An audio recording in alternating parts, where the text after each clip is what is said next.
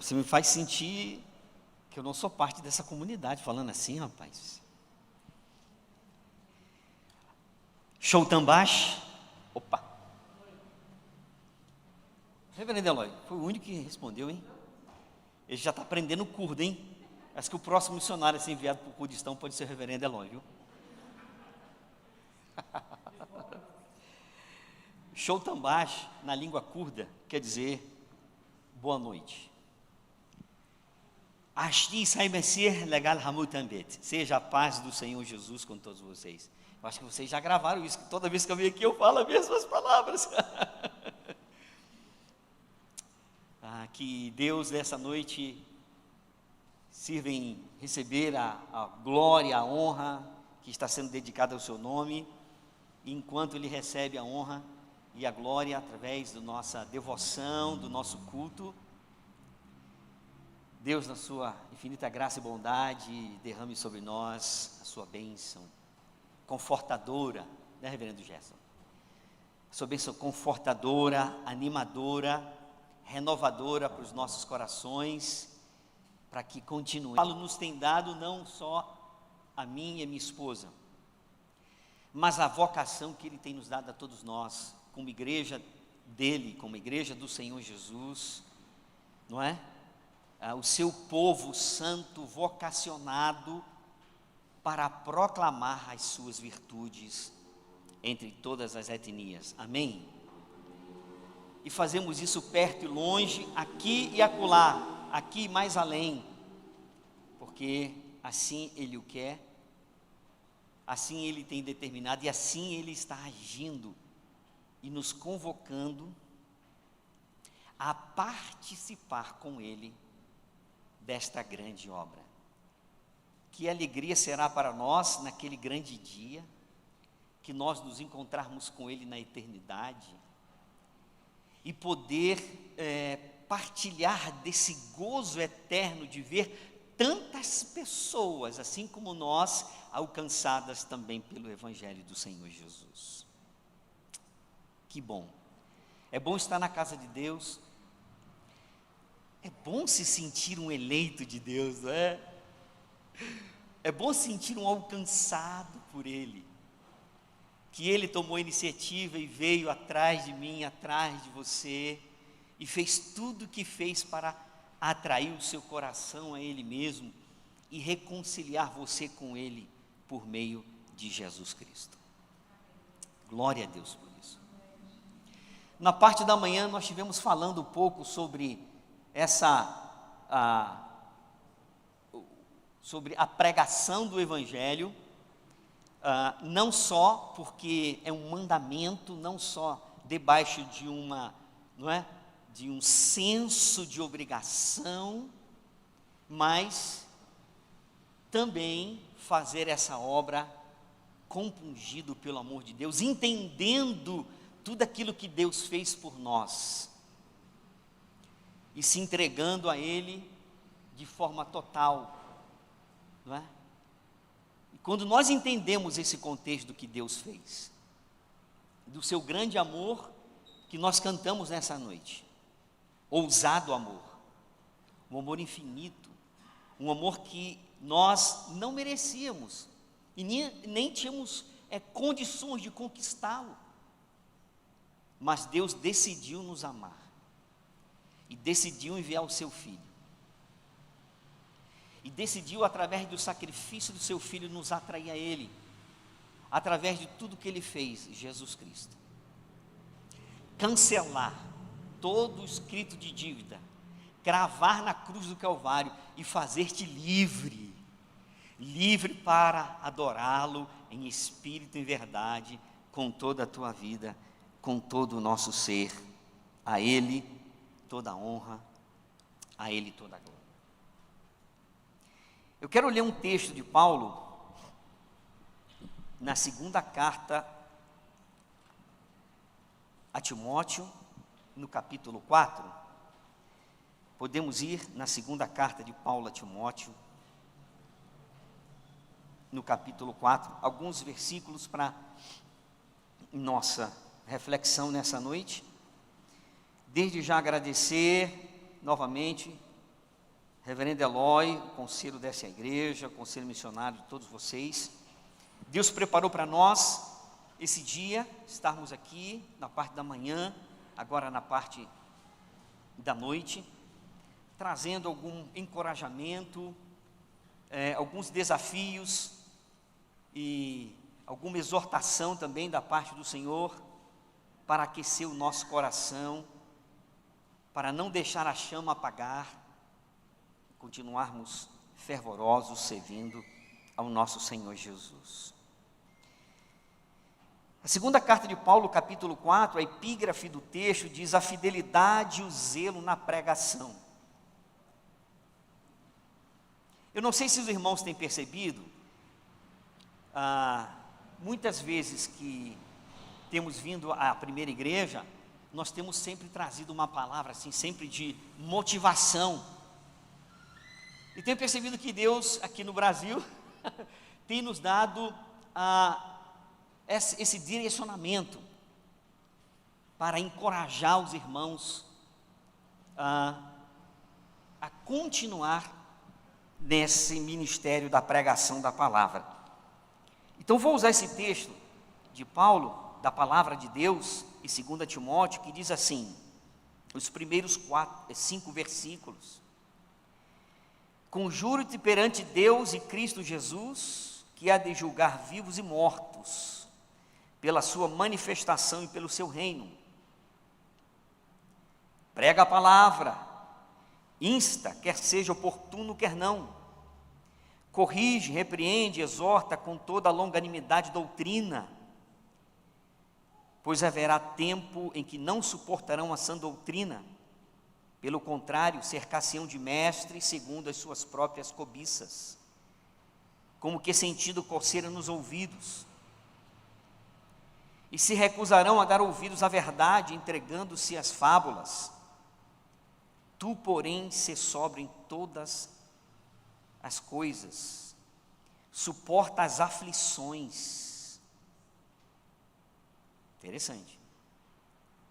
Suporta as aflições, faze o trabalho de um evangelista, cumpre cabalmente o teu ministério. Por enquanto, até aqui. Eu acredito que os irmãos conseguem se situar nesse contexto em que Paulo está escrevendo essa carta a Timóteo. Reverendo Jefferson, o amado sabe que não foi um tempo fácil. O tempo em que Paulo está escrevendo essa carta, Paulo está vivendo os seus últimos momentos de vida. Depois de ter servido ao Senhor desde o dia que Jesus o encontrou no caminho de Damasco, desde aquele dia até esses últimos dias que ele está vivendo, a gente pode afirmar com toda certeza que Paulo viveu a fé evangélica de forma intensa. E nós podemos chegar a essa conclusão observando os seus escritos, observando suas cartas. E não só suas cartas, mas o seu comportamento e a sua santa ambição que ele tinha, de fazer Jesus Cristo conhecido de todos em sua geração. E nós vamos perceber isso no curso da nossa conversa nessa noite. Que Paulo, ele tinha uma santa ambição dentro de si, e que essa ambição era fazer Jesus conhecido. Parece que Paulo não tinha outro alvo da sua vida, senão cumprir, e como ele registra, no versículo seguintes, o 6 e o 7 e o 8, diz assim: quanto a mim, estou sendo já oferecido por libação, e o tempo da minha partida é chegado. Combati o bom combate, completei a carreira, guardei a fé. Já agora a coroa da justiça me está aguardada, a qual o Senhor, o reto juiz, me dará naquele dia.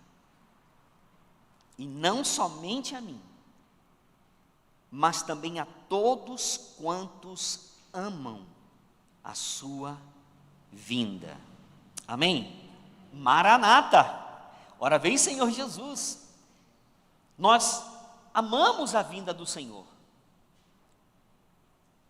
ou não amamos a sua vinda? Ou não estamos trabalhando, ou não estamos nos envolvendo no ministério que Ele nos deu, preparando o mundo para a sua vinda? E me parece que esse era o entendimento de Paulo, que ele estava no seu ministério, preparando o mundo, no sentido de espalhar a mensagem do Evangelho, para que em todas as partes do mundo, pessoas de todas as etnias pudessem ter a oportunidade de ouvir esse Evangelho da salvação e poder ser reconciliado com Jesus. Então Paulo está aqui nos seus últimos momentos de vida. Eu não sei o que você escreveria nos últimos momentos de vida. Eu não sei tampouco o que eu escreveria ou o que eu diria nos últimos momentos da minha vida. E também não sei quando será o dia em que o Senhor me chamará desta vida para outra, para a eterna. Mas esse senso, esse conhecimento parecia estar muito mais claro para Paulo do que para mim. Nem eu e nem você, nós sabemos nem o dia nem a hora em que partiremos dessa para a eternidade. Mas se vocês perceberem nesse texto, especialmente o versículo 6, você vai perceber que Paulo tinha essa percepção, esse entendimento claro, que o fim da sua vida terrena era chegado. Quanto a mim, estou sendo já oferecido por libação, e o momento da minha partida é chegado. Interessante que está usando o verbo no presente. O tempo da minha partida é chegado. Então Paulo, ele tinha um entendimento claro que ali estava, não é, próximo desses dias que ele estava escrevendo essa carta, ou seja, a sua sentença já estava determinada. E Paulo está escrevendo isso que está escrevendo a Timóteo de dentro de uma cadeia, irmãos. Paulo, para alguns, ele poderia ter muitos motivos para se queixar nos últimos momentos da sua vida, para escrever algum tipo de queixa, ou deixá-la aflorar algum tipo de ressentimento contra Deus, ou contra a missão, ou contra o ministério com que exerceu com muita fidelidade. Mas o que ele faz?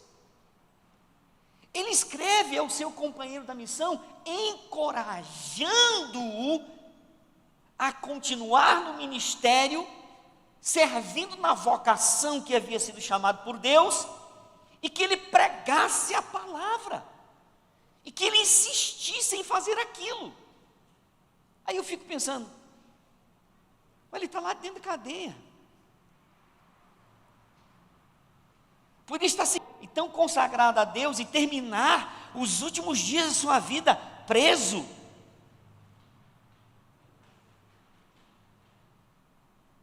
Sendo privado da liberdade. E não somente isso, próximo de ser decapitado, uma morte tão cruel. Mas lá, ele nos seus últimos momentos escreve essa carta maravilhosa a Timóteo, encorajando aquele jovem pastor. Você vê que ele não reclama de que foi fiel ao Senhor em todo o tempo e acabou na cadeia, como uma reclamação. Ele não reclama porque vai ser morto. Ao contrário, ele entende que tudo aquilo era uma oferta, era um oferecimento por libação. Ele está entendendo, reverendo Jefferson, que o término da sua vida, como ele está terminando, não era o fracasso da sua vida. Porque muitos poderiam até pensar: nossa, serviu com tanta fidelidade, com tanto amor e consagração e terminou, hein? Arrasado, terminou frustrado. Mas o fim de Paulo não foi uma frustração. A forma com que ele está terminando a sua vida, ele entende que aquilo está sendo um sacrifício de louvor, uma libação ao Senhor. Dá para entender a mente desse homem, desse servo de Deus? E nos seus últimos momentos ele encoraja esse jovem pastor. E Wiesbe, ele escreve algo muito interessante sobre esse texto de Paulo. Warren Wiesbe diz que as últimas palavras de um homem e de uma mulher, servos de Deus, são muito importantes. São como uma janela que nos ajuda a ver o que há no seu coração. Ou também como uma medida que nos ajuda a avaliar toda a sua vida. Então, Wiesbe entende e escreve que as últimas palavras de um servo e de uma serva são importantes, são como uma janela que nos ajuda a ver o que está no coração daquela pessoa. E aqui Paulo então escreve essas últimas palavras, encorajando a Timóteo, exortando, encorajando aquele companheiro da missão: prega a palavra. Insiste em fazer isso. E aqui é interessante que ele usa dois termos muito interessantes no original grego: eukairos, akairos. Timóteo, prega a palavra, insista nisso, em tempo ou em fora de tempo. Na verdade, Paulo está usando um trocadilho de palavras para dizer que em todo tempo, Timóteo deveria pregar a palavra. E deveria insistir em pregar a palavra. Quer seja oportuno, eukairos, quer não, akairos. O importante era cumprir a vocação e continuando na pregação da palavra de Deus. Na verdade, o que Paulo está dizendo e está nos ensinando, através das Escrituras, ensinando a Timóteo, que nós não devemos ter uma estação própria para se pregar. Ou existe uma estação própria para se pregar o Evangelho? A gente pode até pensar em tempos de oportunidade, mas o que nós entendemos como tempo de oportunidade? O que seria oportuno? O que nós entendemos como oportuno para se pregar o Evangelho? E se nós formos perceber na história, nem sempre um tempo de paz, nem sempre um tempo de abundância era um tempo propício. Ou um tempo que as coisas se frutificaram com relação à missão. A gente percebe que em tempo de maior conflito, em tempo de maior dificuldade, é justamente o tempo em que nós vemos a coisa aflorar com mais intensidade, em alguns momentos da história.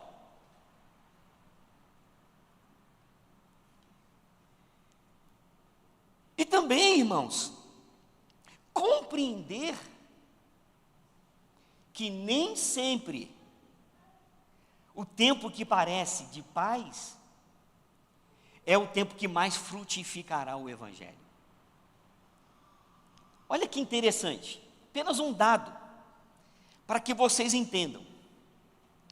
Vocês sabem que o Oriente Médio, a região ali do Oriente Médio, é uma das regiões mais complexas para se pregar o Evangelho. Vocês sabem disso? por uma série de contextos. Religioso, extremismo, terrorismo, grupos armados, intolerância religiosa. Mas, irmãos, alguns missiólogos têm chegado à conclusão que nesse tempo de pandemia, a região do Oriente Médio nunca teve tanto acesso a cultos, a pregações vinda de outro lado do mundo, ou de regiões próximas ao Oriente Médio. Por exemplo, a igreja presbiteriana do Egito. O que tem acontecido, como tem acontecido aqui, assim como tem cultos presencial, também tem os cultos online. E o que tem acontecido? Os cultos online, eles são sem fronteiras. O Abraão estava perguntando, você tem alguém, algum conhecido fora do Brasil? No exterior? Isso significa que se alguém estiver lá em Portugal, ou lá na Espanha, ou até mesmo lá no Oriente Médio, recebendo o link da igreja, o que ele pode fazer? Ele pode ouvir a palavra de Deus. Ele pode receber a mensagem do Evangelho. Então o que está acontecendo? A igreja Casso do Barak, que é uma igreja presbiteriana do Egito, tem lançado, irmãos, os cultos online de tal sorte que muitos muçulmanos ao redor do mundo, especialmente no Oriente Médio, têm tido a oportunidade de ouvir o Evangelho, reverendo Eloy. Olha que tremendo isso. Aquilo que é difícil para mim, para você, reverendo Jefferson, está lá, aprender a língua. Não estou dizendo que esses cultos são suficientes e que nós teremos agora que retirar todos os missionários de lá. Não. Não é isso que eu estou dizendo. Eu estou dizendo que em meio à pandemia, Deus está movendo. Deus está espalhando o seu Evangelho através de todos os meios possíveis. E glória a Deus por isso. E nós entendemos que estamos no lugar certo, na hora certa, porque aqueles que estão, de alguma forma, sendo tocados por Deus, para ouvir, para assistir esses cultos, ouvir o Evangelho, e se tiver algum questionamento com relação à fé, ali estamos para responder. Olha que interessante, eu não sei se eu já contei esse testemunho para vocês aqui. Eu já falei para vocês de uma moça chamada Ishirak. Essa moça, ela é palestina. Ela nasceu e cresceu dentro de um campo de refugiado lá na faixa de Gaza, em Israel. E ela estudou, fez direito, e ela colocou no seu coração, quando terminar o curso de direito, eu vou para a Europa para fazer mestrado. E ela se vestiu. Ela terminou o seu curso de direito, pegou o seu diploma, passou-se alguns dias, ela conseguiu passagem e ela saiu da Palestina. Como ela não conseguiu entrar na Europa, o que ela fez? Ela foi lá para o Iraque. Por quê? Naquele então, o Estado Islâmico estava em evidência. Com isso, a Europa abriu as portas para refugiados da Síria e também do Iraque. E quem estava saindo da Síria para a Europa, ou do Iraque para a Europa, encontravam as portas abertas. Então o que ela pensou? Eu vou para o Iraque. E lá no Iraque, eu vou então sair e ir para a Europa, como refugiadas. Ela chegou no Iraque, falava muito pouco inglês, e ela ficou sabendo que havia um centro de desenvolvimento social, que uma das aulas ou classes, ou curso que oferecia era inglês. E a Shirak o que fez?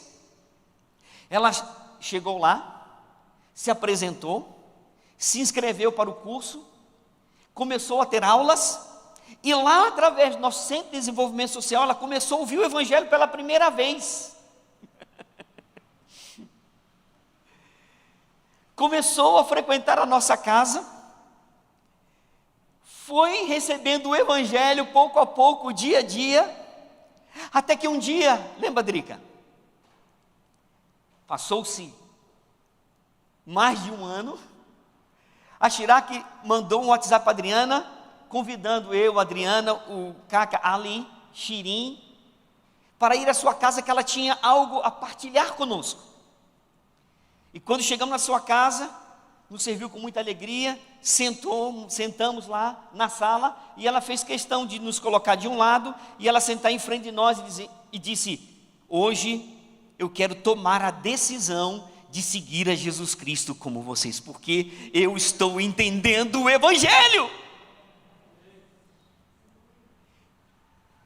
E se Deus quiser, se for do plano de Deus, vamos trazer a Chirac ao Brasil, né, Drica? Para testemunhar daquilo que o Senhor tem feito na sua vida. Vejam só, irmãos, os planos de Deus, trazendo aquela moça lá do outro lado do mundo. Veja o que Deus faz, reverendo Jefferson. Uma moça que vivia lá na Palestina, dentro de um campo de refugiados, e ela nos revelou isso. Ela vem de uma família de extremistas, de tal sorte que seu tio e 2 irmãos viviam presos na cadeia em Israel por serem acusados de terrorismo. Olha o que Deus faz, como Deus atrai. Olha que coisa gloriosa, fantástica. É uma moça ativa, é uma moça envolvida, tem ajudado a nós nas nossas ações, aos refugiados, tanto da Síria como os IDPs, os deslocados de dentro do sul do Iraque para o norte. E passou a ser uma das professoras do nosso Centro de Desenvolvimento Social. Ela ministra a aula de árabe. E não somente isso, ela se tornou uma evangelista. Porque através dela, vem toda uma família que ela começou a ter relacionamento, uma outra família de árabe que morava no sul do Iraque. Olha o que Deus faz. Percebam o poder do Evangelho. Hoje ela está servindo a Deus com alegria. Esses dias ontem, né, Drica? Tem sempre trocado, não é, comunicação conosco. Está firme com Jesus, transformada pelo poder do Evangelho. Esse Evangelho que Paulo entendia que era esse Evangelho. Através da sua pregação, ele estava preparando o mundo para o retorno do Senhor Jesus. Não quero dizer com isso que Paulo era um universalista. Paulo não era um universalista, mas ele entendia que era só o Evangelho, a pregação do Evangelho, é que poderia preparar as vidas para o encontro com o Senhor Jesus. E foi essa a missão e o alvo de Paulo, e nós vemos essa santa ambição no seu coração, a ponto de, nesse último momento da sua vida, estar incentivando a Timóteo que continuasse na pregação da palavra, que ele insistisse nisso, e que ele, no versículo 5, se você puder acompanhar, no final do versículo 5, tu, porém, ser sóbrio em todas essas coisas, suporta as aflições, faze o trabalho de um evangelista, cumpre cabalmente o teu ministério. Eu não sei se tem em português um livro de John Piper, A Holy Ambition, uma santa ambição, em que um dos capítulos, John Piper está justamente trazendo isso à lume, essa ambição, essa santa ambição no coração do apóstolo de fazer Jesus conhecido em sua geração. E um dos textos usado é justamente o texto de Romanos, se você puder me acompanhar, capítulo 15. Romanos capítulo 15. Onde nós encontramos explicitamente esse sentimento, essa santa ambição de Paulo, que era fazer Jesus conhecido. Capítulo 15.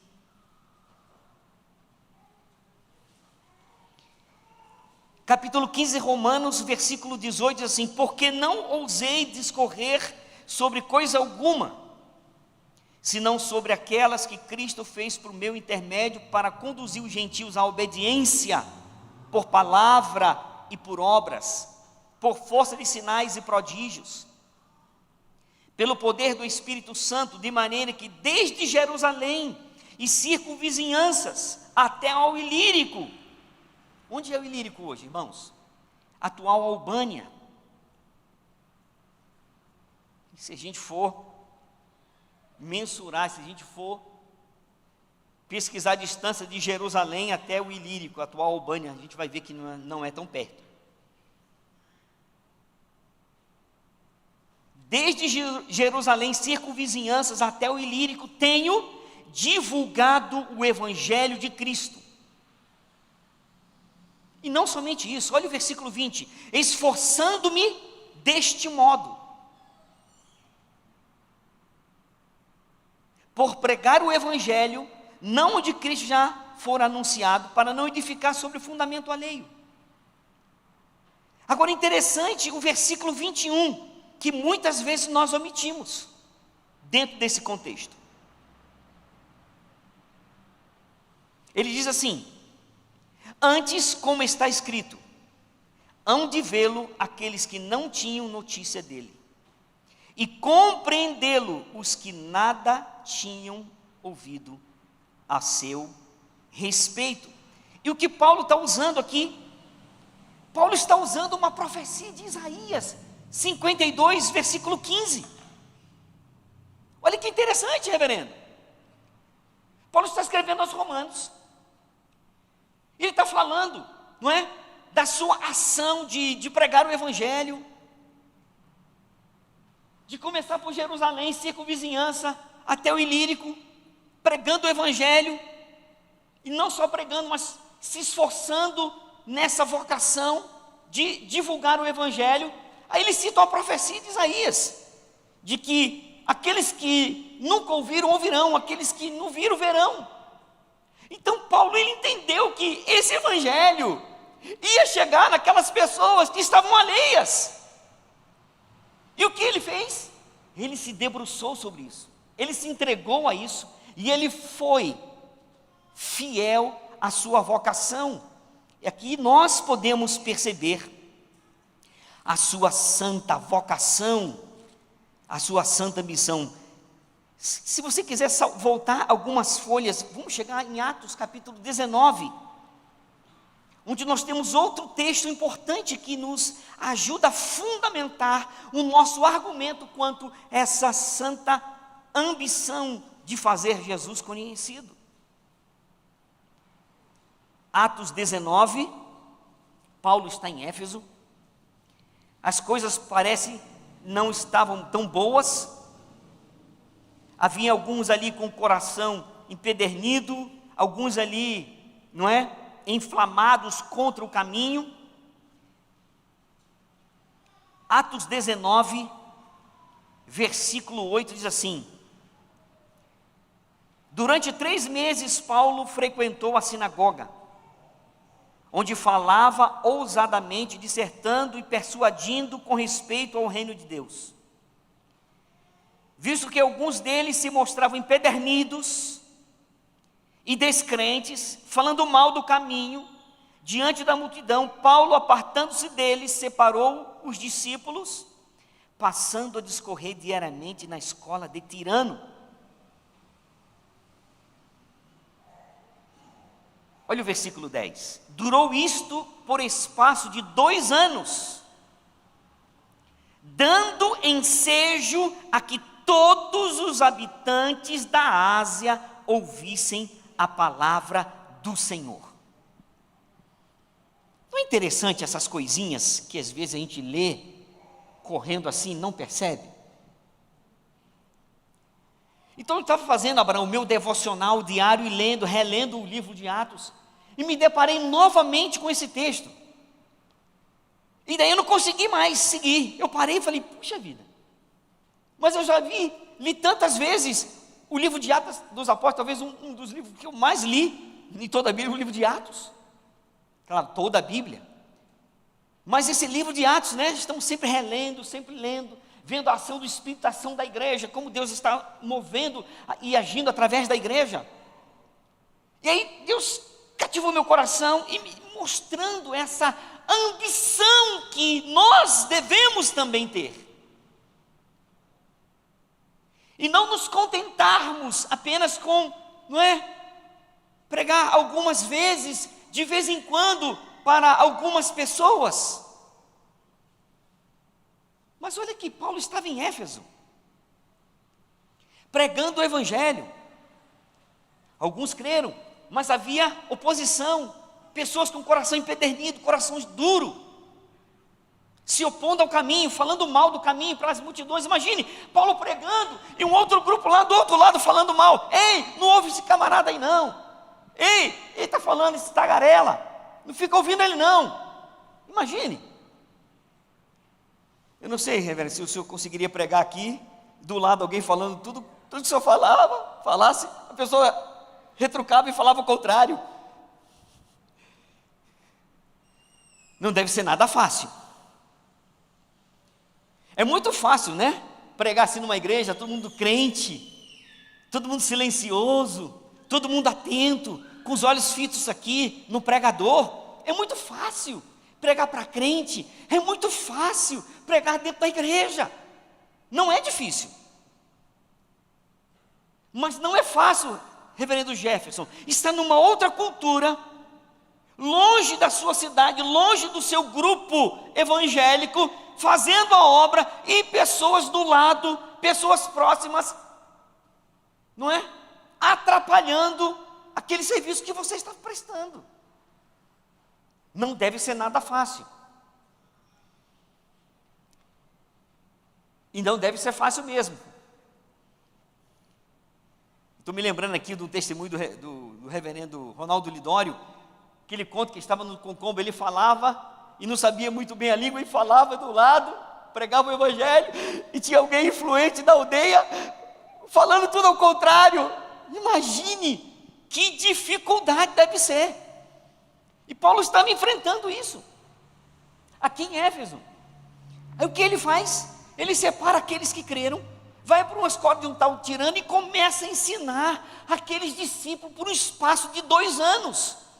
E o texto é muito claro que nesse espaço de 2 anos, Paulo, ele dava ênfase, ensejo. Paulo, ele está dando um ensejo nos seus ensinos. Aqueles seus discípulos estavam dando ensejo a que todos os habitantes da Ásia, irmãos. Olha a visão deste servo. Ele não estava... Lucas não registrou dizendo que Paulo estava dando ênfase para que todos os habitantes de Éfeso ouvissem a palavra. Lucas teve o cuidado de registrar, dizendo que o ensejo que Paulo estava dando era para que todos os habitantes da Ásia. Durou isso por espaço de 2 anos, dando ensejo a que todos os habitantes da Ásia ouvissem a palavra do Senhor. E a gente sabe que depois, pelo menos lá, pelas cartas de Apocalipse e as cartas de Paulo, que várias igrejas surgiram naquela região. Tive com a Adriana a bênção e a oportunidade de visitar muitas dessas igrejas, dessas cidades, onde havia igrejas que, quando Paulo estava ali, ensinando aqueles discípulos e que saíram para pregar e que encheram a Ásia do Evangelho. Tivemos a oportunidade, porque moramos ali do lado, Iraque, Turquia, faz fronteira, dá para ir até de ônibus. E poder visitar toda aquela região em que Éfeso, e também toda aquela região onde Paulo teve pregando o Evangelho e também fundando igrejas, através, da sua vocação missionária. Então percebe, irmãos, essa santa ambição. A ambição desse servo era servir ao seu Senhor com toda a sua vida, com todo o seu entendimento, com toda a sua capacidade, com toda a sua vida, ainda que, se fosse necessário, passar os últimos dias da sua vida na cadeia. Não se lamentando, mas entendendo que aquilo era uma libação, derramado como libação no altar de Deus, como um sacrifício dedicado ao Senhor da sua vida. Eu não sei qual é a ambição do seu coração. E quando eu falo ambição, eu estou falando no sentido positivo. Porque muitas vezes, essa palavra ambição, ela tem sido usada para um contexto negativo. Que pessoa ambiciosa, né? Muitas vezes, essa pessoa é muito ambiciosa. Mas existe a ambição positiva. E Paulo tinha essa ambição. Eu não sei qual é a ambição do seu coração. Eu não sei qual é a sua ambição como um servo ou uma serva de Deus. Eu não sei quando você olha, não é? Para a igreja, para o ministério, para a vocação, o que você almeja e anela realizar para Deus. Eu sei que Deus não precisa de você e não precisa de mim. Eu sei que Deus não precisa da primeira igreja, presbiteriana de Juiz de Fora, para ser Deus e para fazer o que Ele está fazendo no mundo. Mas Ele decidiu chamar vocês e a mim, levantar essa igreja como sua atalaia para proclamar o Evangelho. E os sinais têm nos mostrado que a sua vinda não está longe, ou está? Eu não sei nem o dia nem a hora, não sou tolo de datar, mas pelas Escrituras, irmãos, nos parece, e o sentimento que muitas vezes eu sinto é que Jesus está às portas, e está mesmo, porque o texto bíblico diz que Jesus está às portas. Ele está às portas. Talvez Ele não venha hoje para arrebatar a sua igreja, mas talvez alguém aqui poderá ser arrebatado, no sentido de que nossa vida será cortada. Não saberemos se chegaremos em casa, não saberemos se terminaremos o nosso sono nessa noite. Ele sabe. Os nossos dias estão contados. Os nossos dias são limitados. Qual é a ambição do nosso coração? E eu quero revelar para os irmãos a ambição do meu coração. É poder terminar os meus dias cumprindo, assim como Paulo, a vocação que Deus me deu. E eu tenho certeza que muitos aqui têm esse mesmo sentimento. Eu quero terminar os meus dias servindo a Deus, dando a Ele a honra e a glória, exaltando o seu nome, colocando em primeiro lugar e não medindo esforços. Porque você acompanhou o texto de Romanos capítulo 15, em que diz que desde Jerusalém, circunvizinhança até o Ilírico, Ele pregou o Evangelho. E como que Ele fez isso, reverendo Jefferson? Ele disse assim: esforçando-me.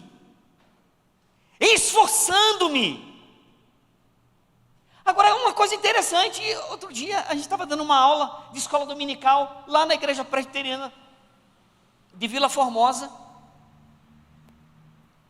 e a Adriana traz um comentário ao aluno e diz, que interessante, Paulo foi o homem que mais escreveu sobre predestinação. Paulo foi o homem que mais escreveu sobre a eleição. E todos os tratados que nós estudamos sobre a eleição e predestinação, os mais usados são os textos de Paulo. Sim ou não, irmãos? Agora, olha como Paulo tinha um entendimento claro do que significava eleição e predestinação. Esse entendimento claro da teologia da predestinação e eleição não fez com que Paulo, ficasse ali acomodado, achando, não, Deus, Ele predestinou, Deus vai salvar de qualquer forma Ele vai salvar. Não, ele não tinha esse pensamento universalista. Ao contrário, aquele que mais entendeu a questão da eleição, da predestinação, aquele que mais escreveu sobre o tema, foi o que mais se esforçou para que o Evangelho chegasse a essas pessoas. Paulo entendia. Paulo, quando olhava o mundo, ele via o mundo perdido, irmãos. Ele viu o mundo sem Deus, o mundo caído, o mundo separado, destituído de Deus. E Paulo sabia que era só por meio do Evangelho. E não tinha outra mensagem, não tinha, outro caminho, era o Evangelho. Então Paulo, ele entendia, onde estão os eleitos? Eu não sei, mas eu vou por todos os caminhos, pregando a palavra, para que aqueles que o Senhor abriu o coração e colocar a fé, esse é o eleito de Deus.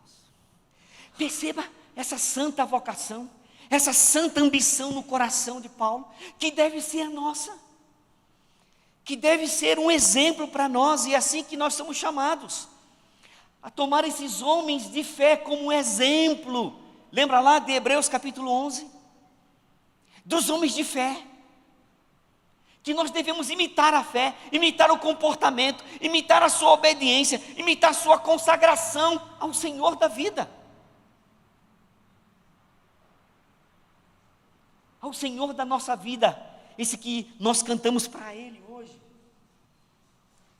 com muita alegria, e nos derramamos na sua presença. Eu não sei qual é a sua ambição hoje. Talvez você tenha algumas ambições com relação à parte familiar, ambição com relação à parte profissional, ambição com a parte material da vida. Mas eu pergunto, com relação a Deus, com relação ao reino de Deus, qual é a sua ambição?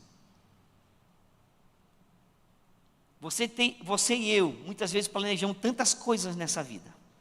E não é pecado, eu não estou dizendo isso como acusando você que isso que você está fazendo errado. Não, eu não estou dizendo isso. Eu quero reafirmar que todas essas coisas são lícitas. E muitas necessárias. Porque o planejamento é bíblico e é bom. Só que planejar sobre todas as áreas de nossa vida e não ter nenhum planejamento para com Deus, eu acho que aí nos encontraremos em falta. Porque tudo que temos e somos, recebemos do Senhor. E tudo que temos e somos, Ele nos deu com propósito. E será que tudo isso que temos e somos está sendo usado para a glória dEle? Porque tudo é para Ele e para a glória dEle. Tudo é dEle e deve ser usado para a sua glória. Amém? Você concorda com isso? Se você acha que eu estou falando alguma coisa irreal ou alguma heresia, você não precisa concordar. Mas se aquilo que estamos falando é algo consciente, e real e bíblico, então a nossa postura precisa mudar. Qual a sua santa ambição hoje? Qual é a ambição do seu coração hoje para com Deus? Para com aquilo que Deus tem colocado diante de você? Eu digo isso não querendo me colocar acima dos irmãos, mas expressar o desejo do meu coração e abrir meu coração para os irmãos. A nossa ambição hoje, minha e da Drica, é poder dedicar a nossa vida ao Senhor. Não importa onde. Não sei quem perguntou a Abraão depois do culto, da parte da manhã: Jean, agora para onde você vai? Falando de qual região, qual povo que nós iremos pregar o Evangelho. E com humildade, eu disse: Abraão, se Cristo comigo vai, então eu vou para qualquer lugar que Ele me enviar. Você não precisa ir para o Iraque, para a Índia, onde o Eli e Giovanni estiveram lá como missionários, com seus filhos também, Eliezer e Débora. Se você não se sente vocacionado para ser um missionário transcultural, lá do outro lado do mundo, você não precisa ir para o Kurdistão. não é, viver lá nas montanhas, numa região seca, de calor, não é? Muito maior do que o nosso aqui no Brasil. Mas você pode viver aonde você entender que o Senhor quer te usar, com toda a sua vida, com todos os teus recursos, com toda a sua saúde, com todo o teu entendimento, servir ao Deus da vida, esse Senhor nosso, que fez tanto por nós, irmãos. Qual é a sua ambição hoje, relacionada ao Senhor Jesus? Se você entende e compreende tudo aquilo que Ele fez por você, se você entende que de fato a sua vida por inteira pertence a Ele, então reveja algumas coisas e talvez troque algumas prioridades, mas coloque o Senhor em primeiro lugar. E você não vai se arrepender, como Paulo não se arrependeu, mesmo que o fim da sua vida foi na cadeia e decapitado. Você não achará motivo para reclamar dele, de Deus. Você não encontrará razão para defamar a Deus, ou para se arrepender da sua entrega, da tua consagração ao Senhor. Nossa entrega para o trabalho missionário foi em 1995. Nosso primeiro campo missionário, final de 95. Nós nos entregamos a Deus com o coração quebrantado, lágrimas nos olhos, entendendo que Deus estava nos chamando para esse trabalho transcultural. E de lá para cá não paramos mais. Encontramos no curso da caminhada muito desafio, viu, reverendo Eloy? Desafios maiores que nossa capacidade. Mas nós persistimos. Enfrentamos muitos desafios. E vocês sabem que teve momentos que eu senti muito medo. Muito medo. Teve momento que eu fiquei muito mal, viu, gente? Muito mal mesmo. Mas Deus nos sustentou. E tudo isso não fez com que parássemos. Não porque somos fortes, não. E Paulo demonstra, se você ler com mais detalhe suas cartas, você vai ver que Paulo sentiu o que eu senti. Lutas por fora e temores por dentro.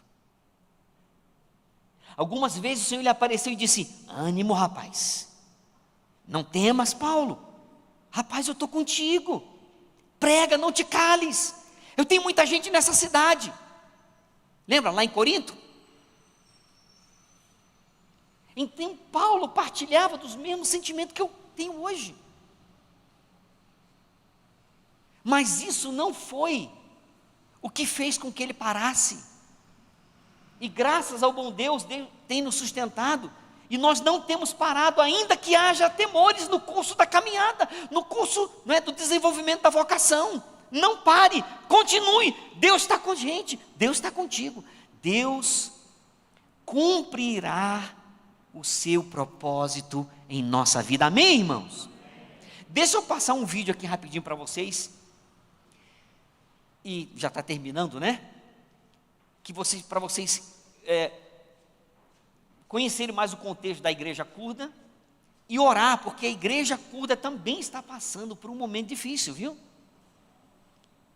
Os irmãos todos de como é que fala? Background, de contexto muçulmano, vieram de famílias muçulmanas, convertidas ao Evangelho de Jesus Cristo, mas que